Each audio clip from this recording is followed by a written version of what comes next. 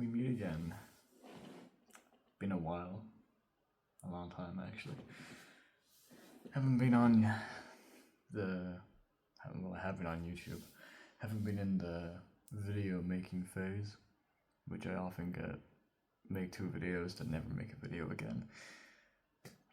I've made 4 videos since the last one. Haven't uploaded a single one of them though, so here we are. Not sure what I'm gonna do, but first thing I can say is I'm in my daddy's house, so change of environment. I'm not in the dirty shed anymore. I'm in my bedroom. Man, that's an Xbox in the background. Ignore that. You might notice the quality looks a bit better. I might look a bit more clean instead of blurry as hell. I got a new phone for Christmas, and about that, Merry Christmas. Hope you had a good one. A bit late, I know. It's the 27th right now, so 2 days late, but better late than never, I guess. Consider it a Christmas surprise that I'm actually making a video. Not a very good one, but a surprise nonetheless. Yeah, not really sure what to do. Just in the mood. Talk, maybe. Although, there is one thing I can show. I will show that off in a second. Transition. Oh yeah, that's a good transition. Very good transition. I made a pole arm. Not a very good one.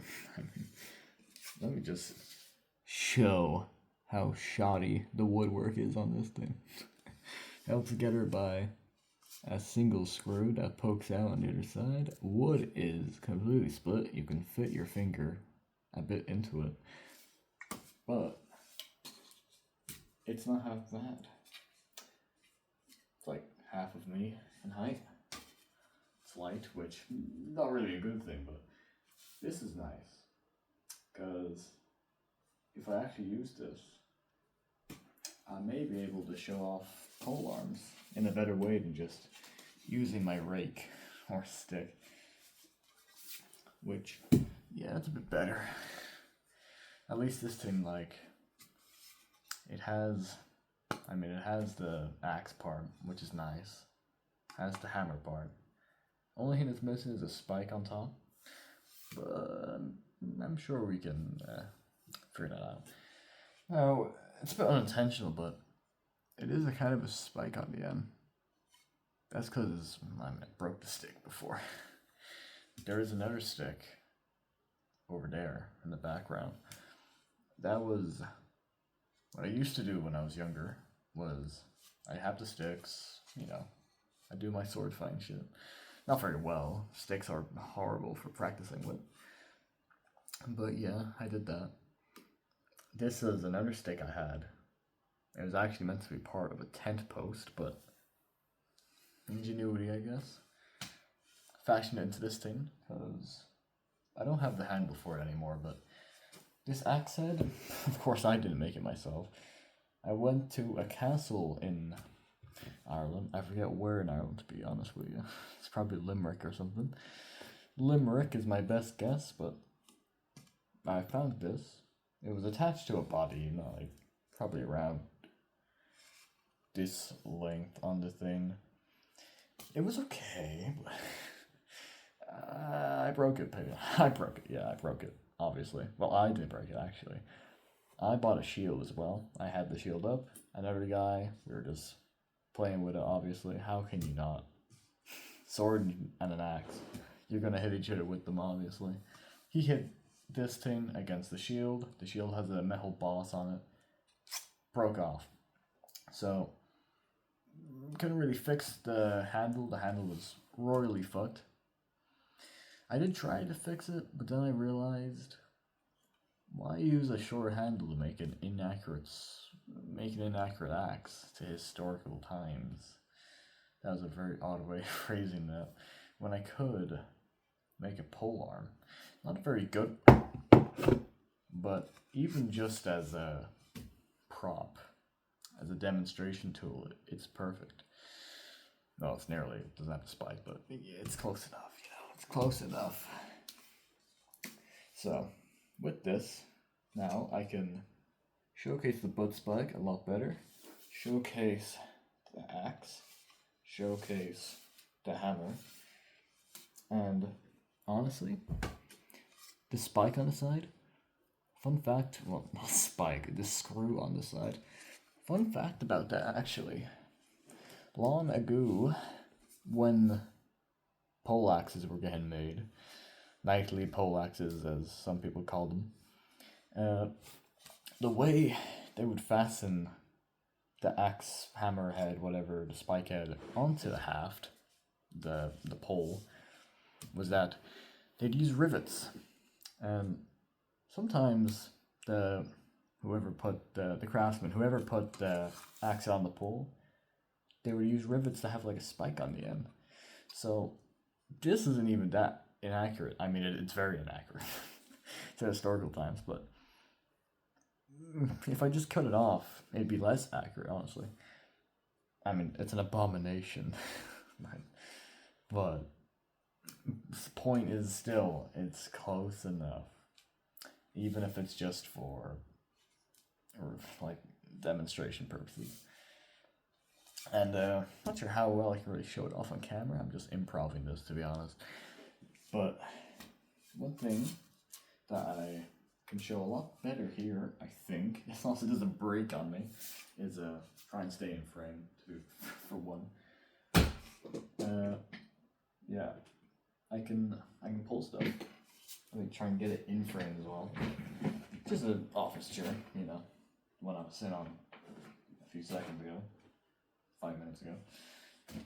I can, with my axe or spike, hammer, whatever you have, you can use this part or this part, whatever you have, you can use that as a way to pull.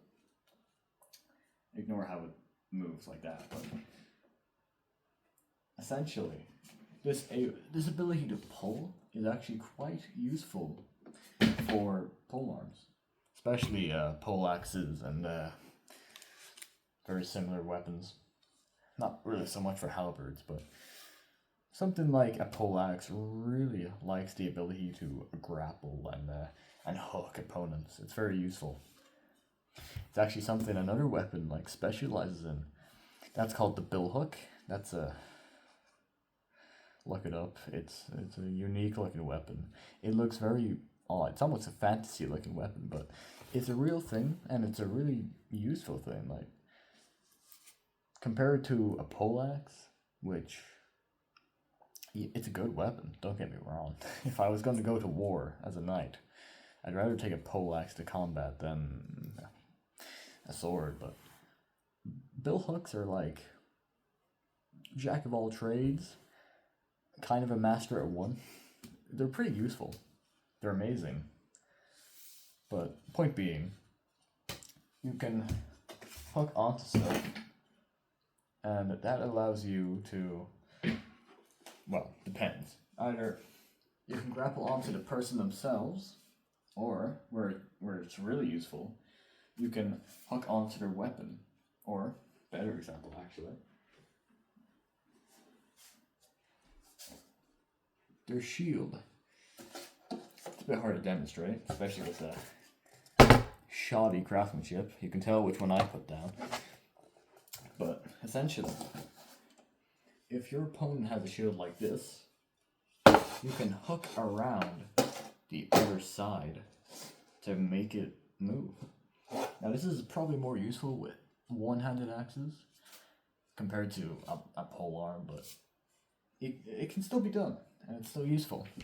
So you can hook around, then you can strike over top, or whatever you want to do.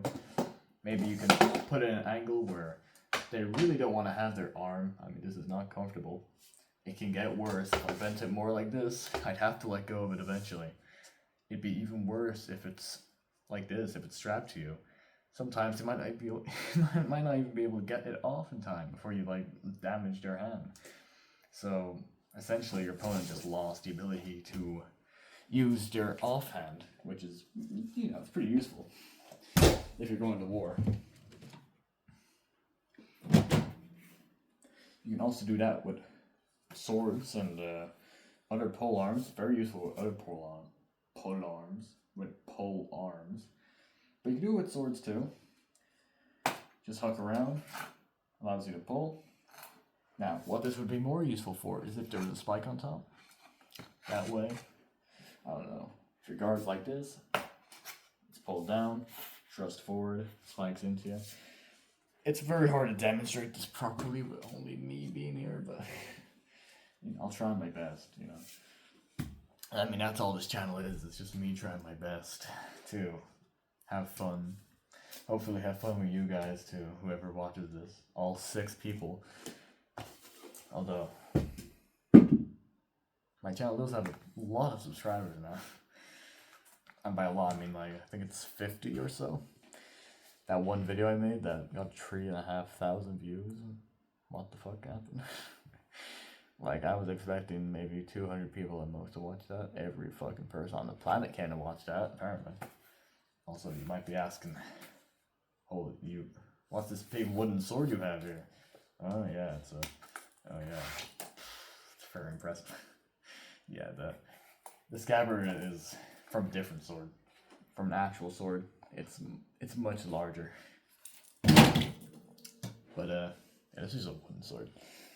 But I saw this at the castle I mentioned earlier. Same place I got the shield and the axe head. Now the sword says Excalibur on it, which personally I couldn't care less about myths and legends. I got it for a different reason, because I saw this, I was like, damn, that looks like an arming sword. Even the pommel is like an arming sword. The grip is perfectly like an arming sword. The guard is pretty good, arming sword, and the blade geometry, well, not counting the sides, because obviously it has to be a bit thick because it's wood, otherwise it would just snap. It's not like metal where it can spring back, but it might not be easy to notice, but it's very obvious when you look at this part, the very bottom of the ricossa, which connects to the guard, to the very end, where it narrows down a lot. That is very common with all swords, but arming swords are usually quite triangular in look. It's not, I mean, it's kind of hard to see on the camera, but it's very distinct looking. You can tell it's a bit triangular. They might be a bit more triangular than this, but point is, there's a lot of arming swords that can look pretty similar to this. And I just saw it, I was like, I have to have it. 30 euro down the drain though. They were not cheap. I spent a lot of money that day. But I think this is why I really need to get my points across. I have nowhere else to sit, by the way. I'm on the floor. On my knees. But ignoring all the Excalibur and the branding and the weird pinion or something, whatever that is, it's pretty authentic to historical weapons, which is really shocking to me. I wasn't expecting anything, but it's really useful for this. Now, if you don't drop the sword, if you look at it, obviously it's blunt and it's very thick. It doesn't matter, obviously. It's a wooden sword. It's not meant to actually do fighting. Let's just throw it out there. The handle on this is very short. That is good, because an armored sword is a one-handed sword. Now, you can either hold it in hammer grip like I am. You could do thumb grip. And funny story about thumb grip. I find it's actually pretty useful in sports like tennis and badminton. When I do it, I find a lot of success. I'm not sure if that's a thing, like thumb grip's an actual technique in those sports, but I think it's really useful, and this is how I know about it. Well, I mean, that's how I know about badminton and tennis. I learned it from swordsmanship. You might want to give it a try if you haven't done it already. It's really useful.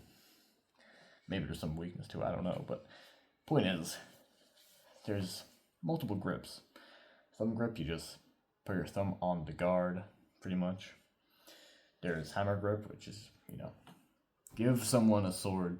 This is how they're gonna hold. This is how they're gonna hold a sword. Or you can put your finger on the guard. These all have their uses. Now, the one I would probably use most often is, honestly, probably is just hammer grip and finger on the guard. I'd only really use finger on the guard when with another person using a sword against me, if I knew my fingers were going to be okay.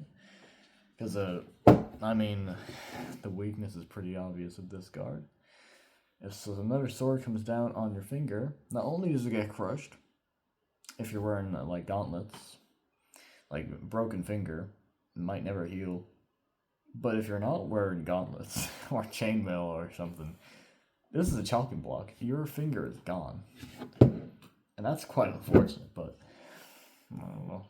That's what you get for having your finger over the guard, I guess. Now, I'll go over the pros of the ones I actually know. I'm not too sure what thumb grip benefits are. I just have an estimation. I'm very foggy on that, to be honest, but with hammer grip like this, it's very good for just mindless chopping. You can trust with it, obviously, but trusting with it, it's something you want to be careful of, because if you hold it like this, hammer grip, the only way to trust with it would be to either hold it like this, which, yeah, you can do that, you can do it, just, you have to rise, which, the only way to hit someone, like, hit that chair, I'd have to walk into it and do that, which is beginning to bend my wrist. And as I went over in a different episode, another video, you don't want to bend your wrist too much. Ideally, you keep it like this, or just a tiny bit of bend. It's not meant to bend that much. Obviously, it's going to. It's best if you can stop it from bending too much. Because if you don't, you could get arthritis, you could do some other stuff to it. Trust me, it's bad. And you don't even have to hit something, just bending your wrist too much, swinging a sword, trusting with a sword, any weapon really, it will damage you. Like, I used to have a big great sword, as I'll say, like a Scottish claymore. I had that before it broke, because I'm useless. I was very bad at maintaining my weapons back in the day. But I had that, and I would try and practice techniques with it. I have a feeling it was probably too heavy. It probably wasn't historical, but my technique wasn't good either. And as a result, from using it, my wrists began to ache constantly. I couldn't do anything. It just hurt so much. Eventually, I just stopped using the thing because I realized, okay, it's clearly happening when I use the sword. What's going on? I have a feeling my technique was the problem. But, well, it doesn't matter anymore. It's gone, pretty much. The reason you would do finger over the guard is because it's a more natural position for pointing your sword forward. In hammer grip, especially with a sword that locks your hand into place,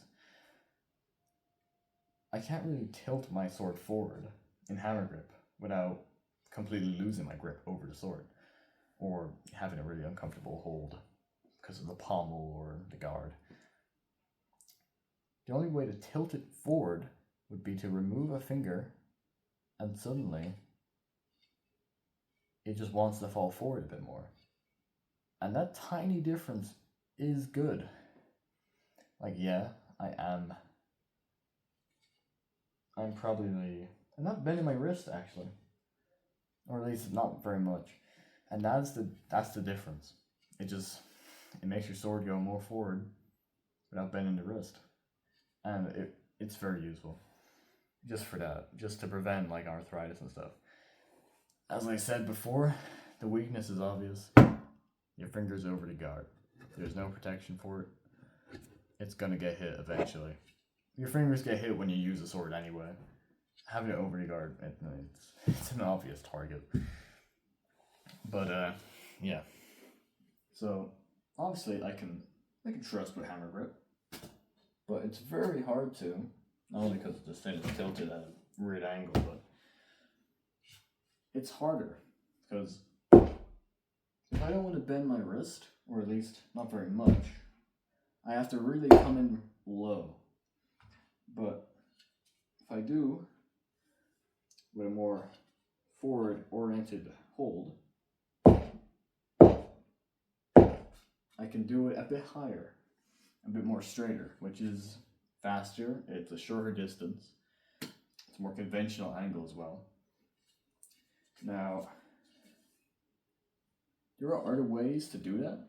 For example, instead of just coming off from the middle, you can come up from the side, wrist isn't bent, wrist still isn't bent. Like this is how I would usually trust, a bit more like that rather than like that. Or coming from the top, coming from the side, coming from this side, although this side is a bit awkward for the right arm to do. It's much better if you do that with your left arm, obviously. Now, there is one more grip that I haven't mentioned, and that's because, well, there's probably a lot more to be honest, but the last one is a two-handed grip. Now, obviously, this isn't an ideal sword for two-handed grip. You might be asking how. I can't fit more than 1 1/4 fingers on the pommel. How am I going to fit it? Simple. Finger over the top. That's going to give me a tiny bit more space. Really cram your other hand up. And now you can hold the pommel with, I'm like 3/4 fingers on my left hand. Even 2 fingers can be enough to give you the edge in combat. Like, it really is just something that you feel. Like, you can feel the difference. Like, how much can this really do? Well, it does a lot, because you're gaining leverage. With your arm like this, all you can do is make the sword go forward.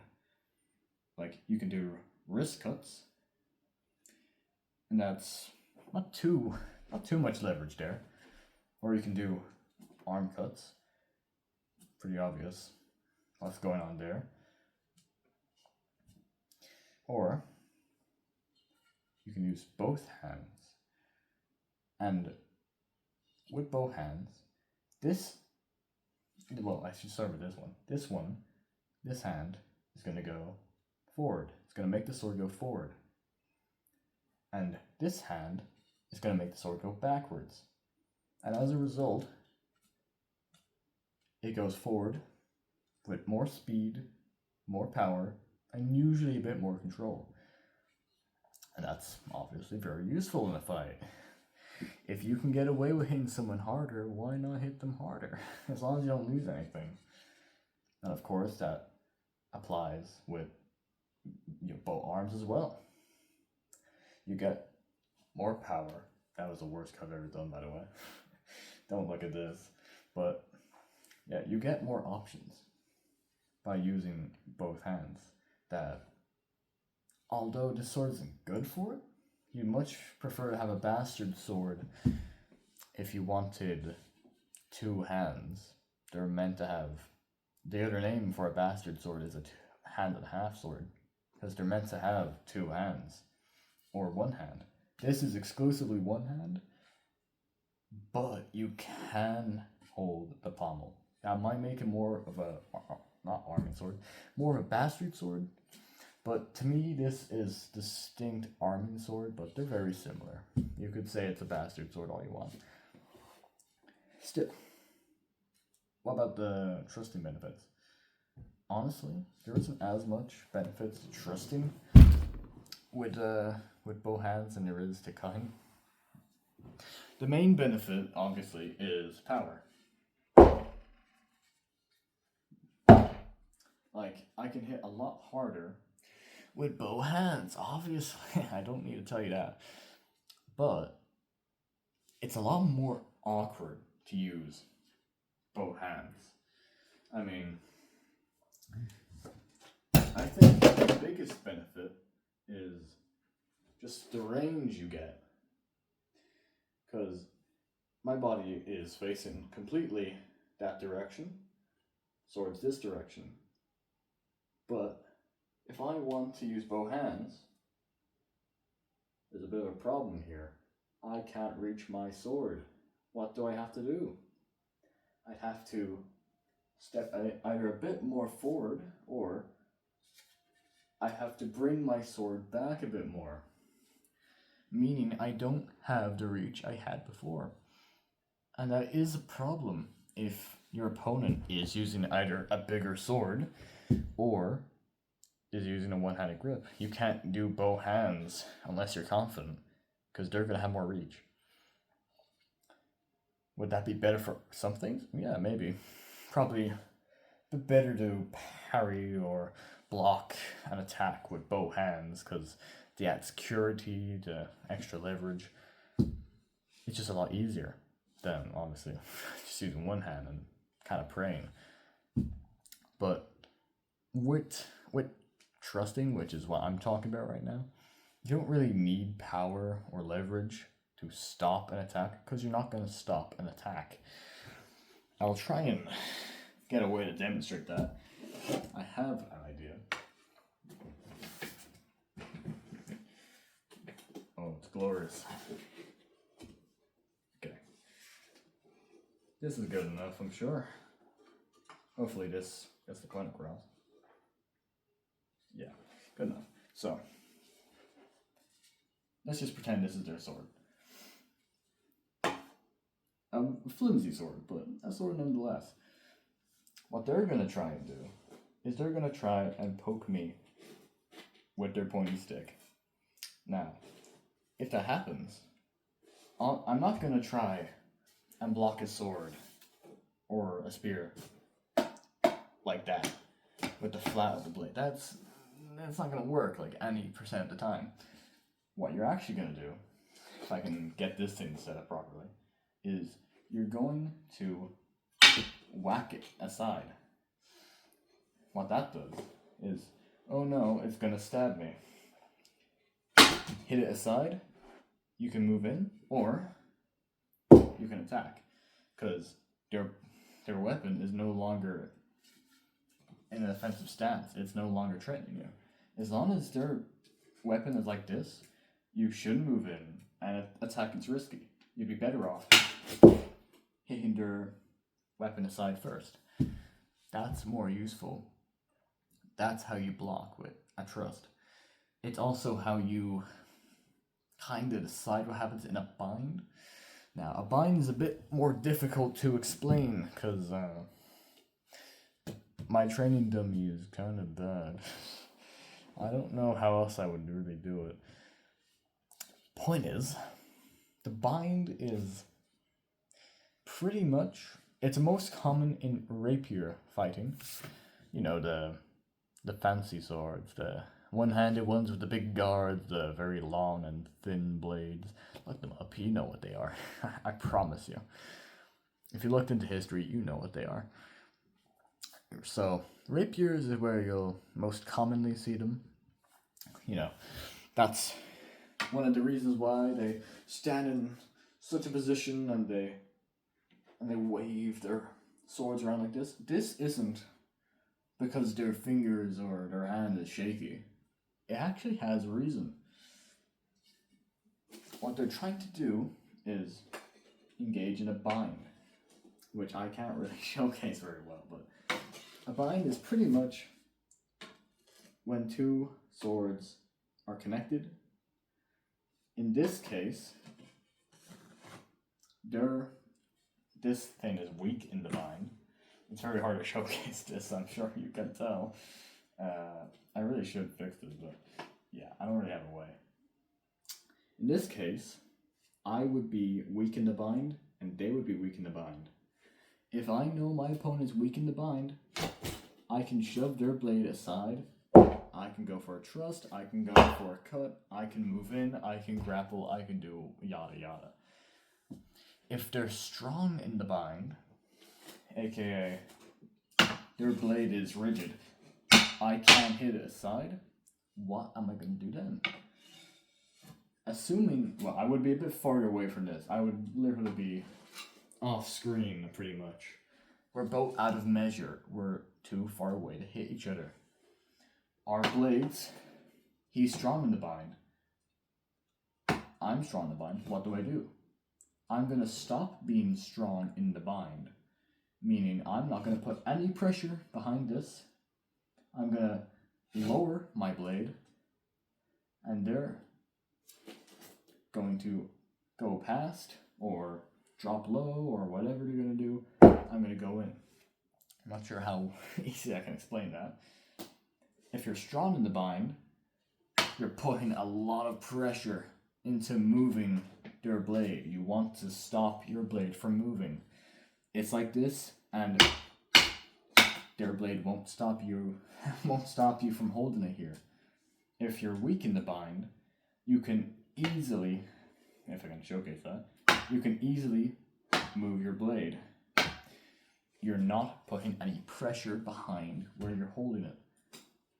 So, if they're doing strong, you do weak.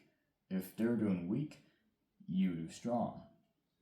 The problem comes when either they don't agree to do a bind, aka they don't know what it is, or you're too slow. So if they're strong in the bind, and I'm strong in the bind, I go to be weak in the bind. If they're fast enough to react, they'll throw my blade aside, and they'll come get me. That's how it's going to happen. Now, will that always happen? Probably not. If you're good enough, which you should be. A bind is a very simple thing, really, because essentially it's just you're at equal grounds. You both are anticipating what the other's going to do. Essentially, you're just trying to figure out, okay, is it a good time to go in? Are they strong or weak in the bind? Then you do what you have to do. Or you run. Do that either. Alas. Point was, you don't stop a trust by doing this. You stop a trust by hitting it aside. That's how you parry a trust. I think the word for that is like a deflection. I think it's a deflection. It's not on the tip of my tongue anyway. You just smack it aside anyway. You just hit the fucking thing. You hit something with the sword to protect yourself. Meanwhile, if it's a slash, you just parry like that. If it's a trust, simple enough. I hope you get that. That sounded a bit condescending, I can't lie. I'm sorry for that. Just re-watch it. It might take some getting used to, especially if you don't care like you do. It's just nerdy stuff here. But, yeah. So that's the essence of trusting and how to parry a trust, essentially. But what are the benefits of two-handing in the bind? There is none, as far as I know. You can be stronger in the bind. You can have more control when you're weak in the bind, which, yeah, those are good things, but unless they're also doing two-handed grip, or their sword is shorter than yours, it's probably not going to work out. They're probably just going to trust forward because they know you can't hit them. They can hit you. That, even if it's just an inch or less distance with your blade, that's a big difference if theirs is longer.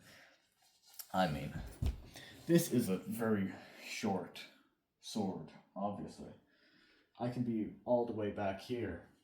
I'm never going to hit that, obviously.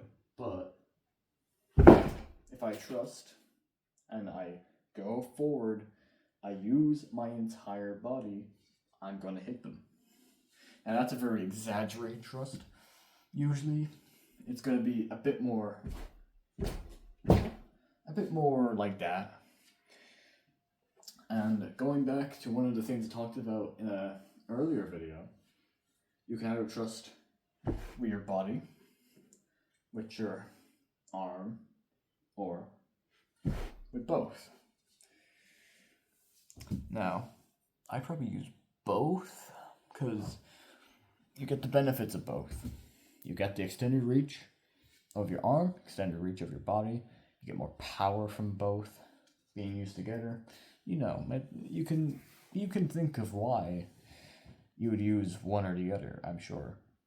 I believe in you. So, only one thing now, because I can't think of anything else to talk about with the sword. It sure is a shield. Now, this is not historical at all. This is very unhistorical. I won't lie to you. You can tell it's a Viking shield. It looks like a Viking shield. It has the boss. It has what would be rivets. I think they're thumbtacks, to be honest with you. It has the paint. Nah, that's not always a thing. But also, with a Viking shield, it's made of planks. This isn't. This is just painted and veneered. But a Viking shield, an authentic one, would be made of planks. It wouldn't be one piece of wood. It would be planks. Now, that makes it much weaker, especially if it's chopped. It's probably going to just split in that case. But it doesn't have to be. Unlike what some movies or shows would make you think, shields are disposable. They're just planks of wood, basically. Like this wouldn't last a battle. I mean, it can take a strike from this, obviously, but now imagine that with an axe, a sharp one, or a proper sharp sword. It's gonna get destroyed. And that's assuming an arrow doesn't just bust through it. This isn't very thick. I'm not sure how thick actual Viking shields are. I doubt they're actually that much thicker. At most, maybe double, triple as thick. It's not going to be that much more durable. It'll block an arrow better, I guess. But you might be looking at this. It has the straps, which are not Viking at all. It doesn't have the opening for this. You see this circular shape? This is meant to open up on the back. Like, you can reach in here. Because what would actually be the case with Viking with Viking shields, pardon me, is you'd have this part inside the hole. And that way, you could hold it like this. You could turn it with your hand, with the ball of your wrist. It's a center grip shield. That's a very Viking thing. I think all Viking shields are center grip. But with this, obviously, aside from the Viking imagery, it's meant to be a knight's shield. It's meant to be stylized as that, or at least function like that, which is why it has the straps. In more medieval times, straps were more common with heather shields or kite shields. They're more common to have straps because they're bigger. They need to be carried because with more security, you need a more secure hold in them because they're just heavier. You're not going to hold up a heavy shield with one hand holding a flimsy piece of wood. You need your whole arm. You need your whole body behind it. This shield doesn't need that. It's very thin.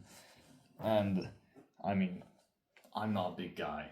I'm skinny, but I'm only like 5'9". This is tiny. It doesn't even cover my full chest, as you can see.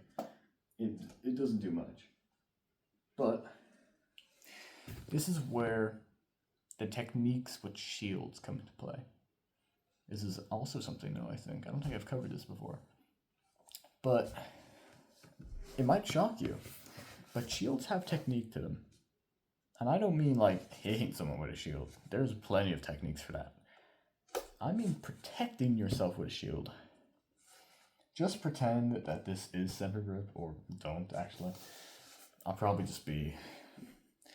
going to be doing it like this. 2 straps, hold on the handle that I made. So, obviously, I can do this. Where's my sword now? I don't know.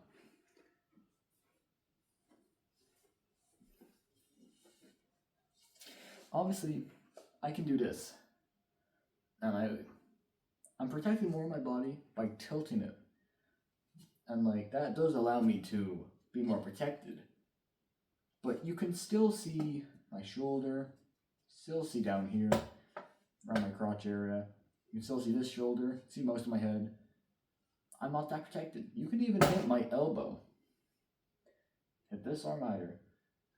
But what you can do to make this small shield more effective is by moving it away from your body.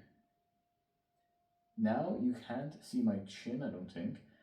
You can not see my left arm. You can barely see my sword arm. And I think you can see less of my crotch, which is a good thing. So,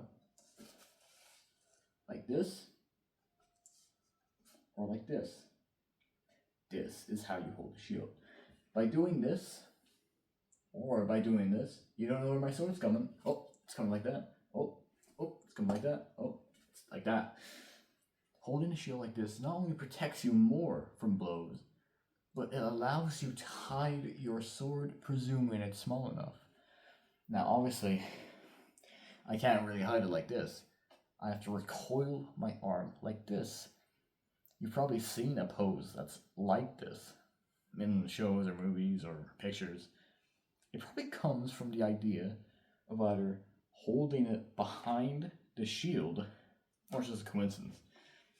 Because yeah, you might hold a shield like this when you're walking around a battlefield, swords down here, whatever.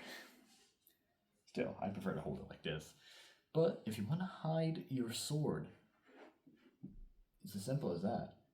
Like, people can't see it coming, therefore you're going to get hit by it. Thrusts are hard enough to see coming, even harder to block, but it's even worse if you don't know where it's coming.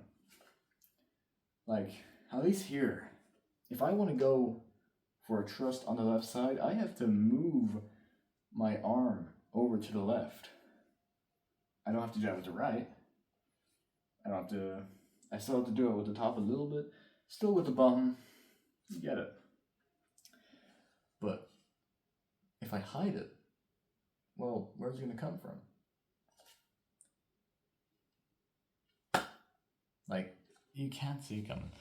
That's one of the techniques with shields. Not even going over it, just using a shield offensively. There are many ways to use a shield like that. They might not all be great, but they're good as a last resort or a surprise. I mean, let me get my buddy to help me out here.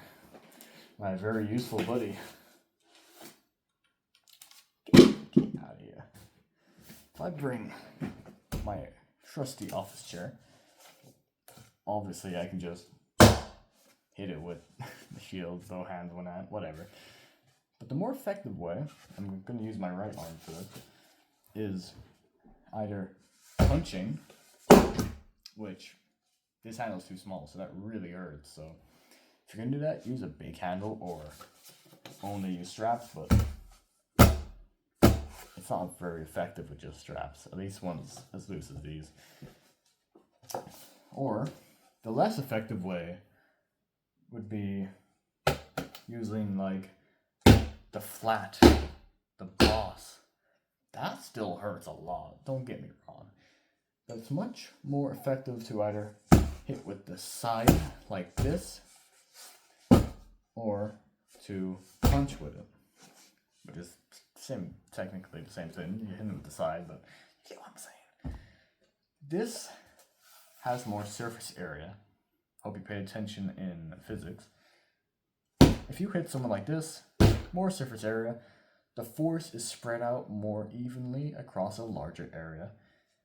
This means it's not going to hurt as much. Well, it will hurt as much, just if I want to hit someone in the head, I'm not using this, I'm using this. This, especially thanks to its circular shape, meaning there's only one point of contact, unless it rolls.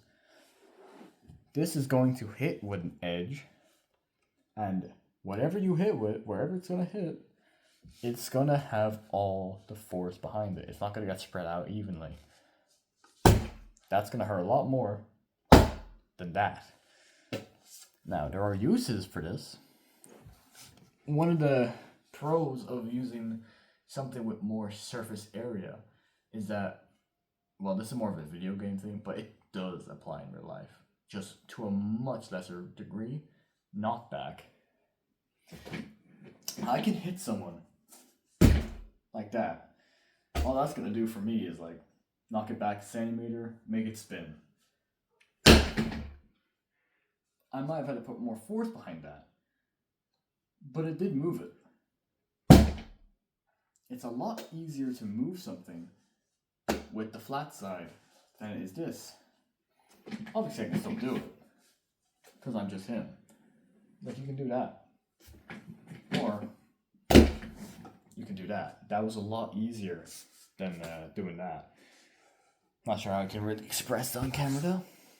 Anyway, a lot of this stuff really is just using your head and common sense.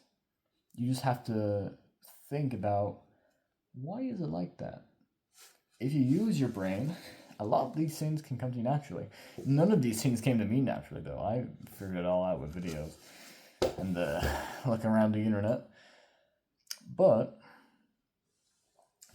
I find it fascinating, to be honest. Historical combat, but I know none of you do. I'm alone here. Still. You can use a shield offensively. But I'll tell you my favorite way. My favorite way? It's a good way. Let's get that right.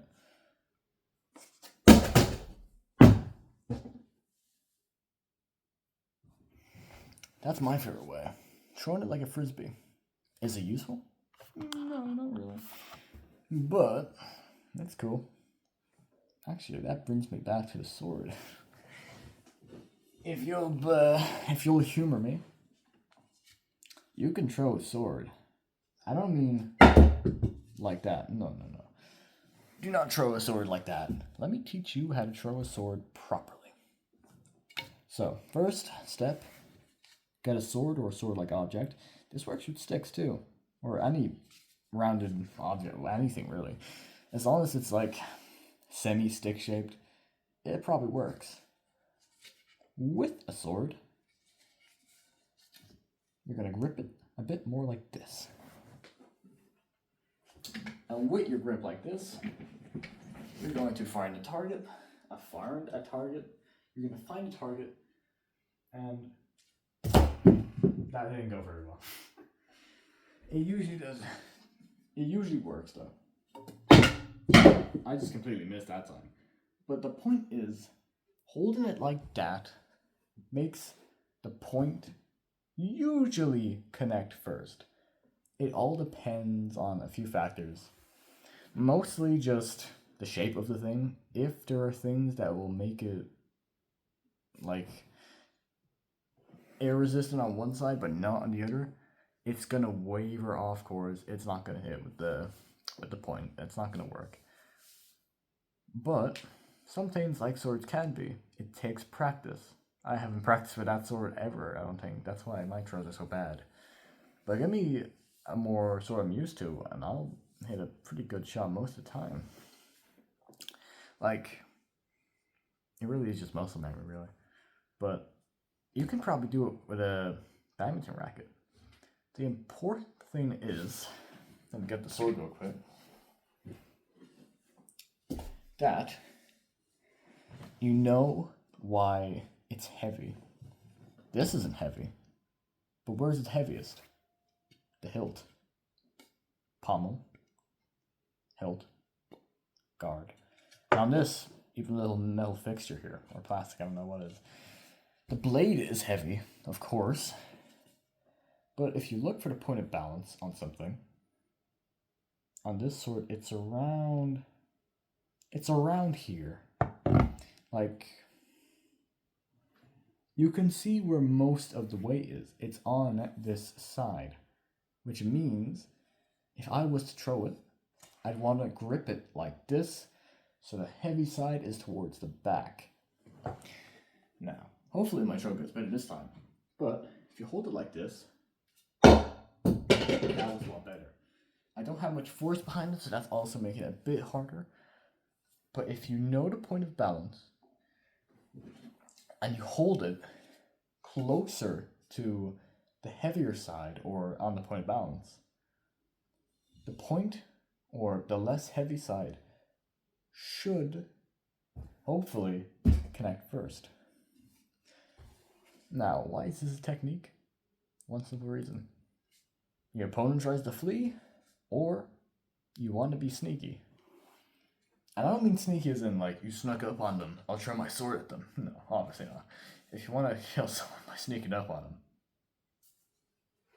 you just go for the heaviest thing you can do. You swing for them. Swing up here, swing anywhere. If it's a sword. If you swing full force and it's sharp, it's gonna kill. I think swords are really underestimated. Most weapons are. But what do I mean by sneaky then? Simple. If you're in a fight with someone, sword fight, you're both on edge, you're both thinking, oh, when's he gonna attack? When's he gonna trust? Oh no, never mind. Ooh. But then, out of nowhere, you just throw your sword. What are they gonna do? If they are quick, if they're quick-witted, or they see it coming, they can either move out the way, or they can hit it like this. Because if you throw it, it looks an awful lot like a thrust.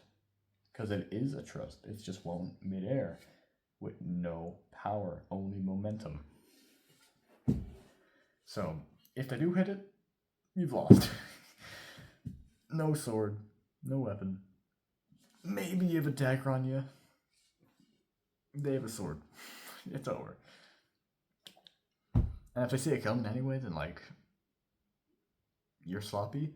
If they react to it, they're probably better than you anyway. But more often than not, at least with people I do it with, when I throw a sword at them this way, they never see it coming. I mean, how are you? Imagine it. You're tensed up, you're nervous, you're in a sword fight, especially if it's to the death. You're not expecting someone to throw their only means of winning at you randomly, quickly.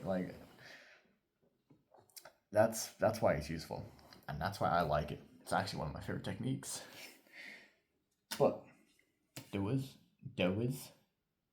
my English is so bad today. Sorry, it's only my first language, to be honest with you. This is my favorite technique. I wish I could say that properly.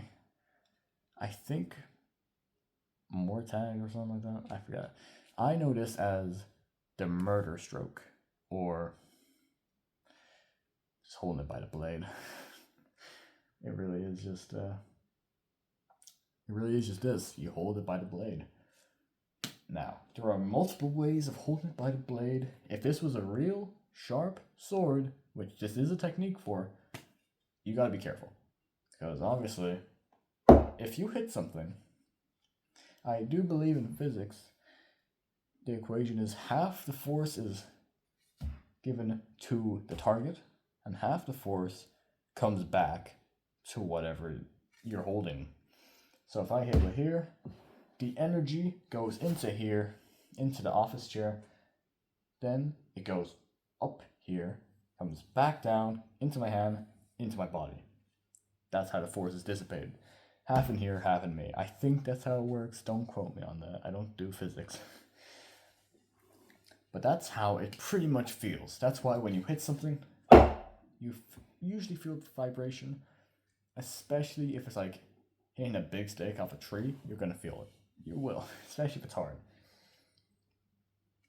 So, how do you prevent yourself from absolutely brutalizing your hand by hitting something holding the blade?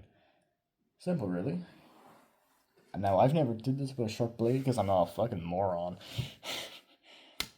But, essentially, you don't hold the edge. You hold it, you hold the flat side with your palm, and you curl your fingers around the edge.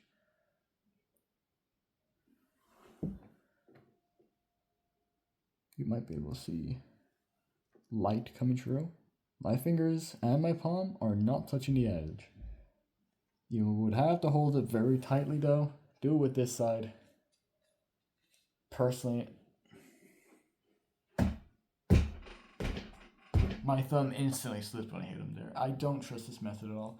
It probably is better with gloves that give you more grip. And if you're wearing like chainmail mittens, you don't have to worry at all. You can just hold it like this all you want. You can just hammer fist it. But otherwise, if you don't want to hold it like this, there is another technique. One that I prefer, but is even worse. You just hold it really tightly, and you pray to God that you don't slip, or the force isn't big enough that it forces your fingers into it deep enough that it cuts anyway. That's the downside of it. Obviously, I mean, you're holding a sharp bladed object by the blade, hitting with the blunt side. What else is gonna happen? And the part I like about it is, what do you hit with? You can hit with the blade. I'm not sure why you do that.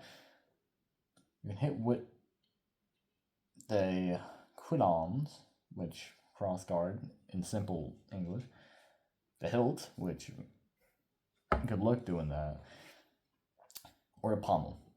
Now, I think historically, the pommel is preferred. For obvious reasons, to be honest with you. I mean, it is designed for this anyway. What do you do with the pommel? You hit someone with it. It's meant for this. It's a chunk of metal on the end of your blade. It's very good for that. So, obviously, put it on the end of a lever like this, a lever. This is just a hammer.